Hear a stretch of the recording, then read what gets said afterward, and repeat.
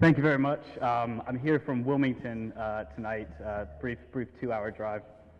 So again, my name is Alex Vitor, and I'm the CEO of Social Pathway Solutions, and I'm here to bring you and tell you about our product h.u.go, which stands for Here You Go. So a large problem is that the United States and the American education system has been locked in this rigid, antiquated educational industrial complex, which can basically be summarized as teacher at podium, student at desk. And there have been some incremental improvements over the years, like smart boards. But what are smart boards but shiny new toys for the exact same delivery mechanism, and they're out of date very quickly. So, and during these last 250 years, when it has remained unchanged, there have been publishers who have basically had an oligopoly over the resources used by students.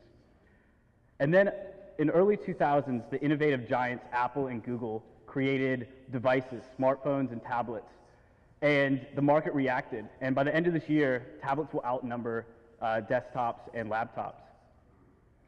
The ownership of these has skyrocketed, especially among teens. And these app stores have been filled with so many options.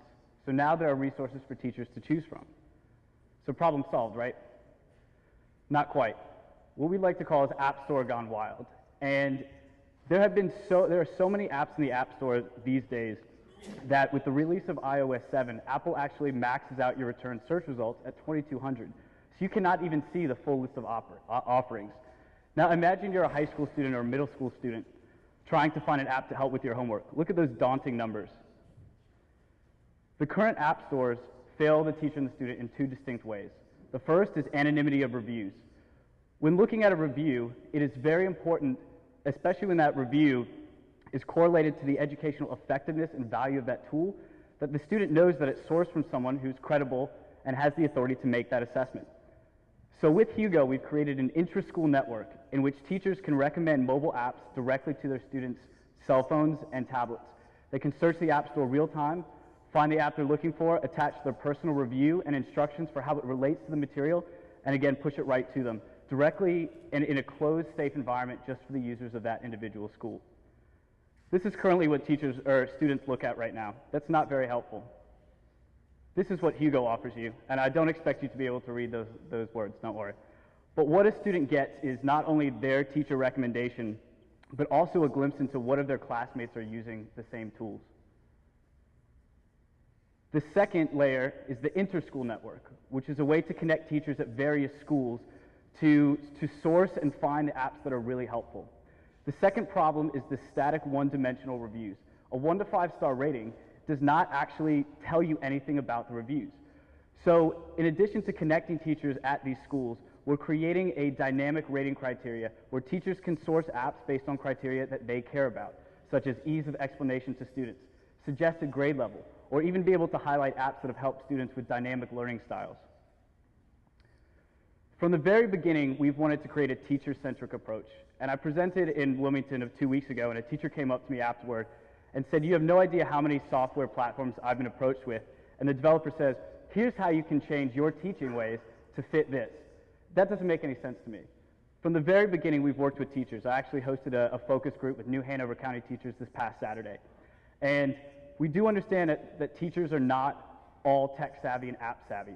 So we've created a whole support system, including app banks, sourced from our surveys that we've given out to teachers and will continue to do so, as well as sourced from publishers such as 21st Century Education, Business Insider, and Forbes.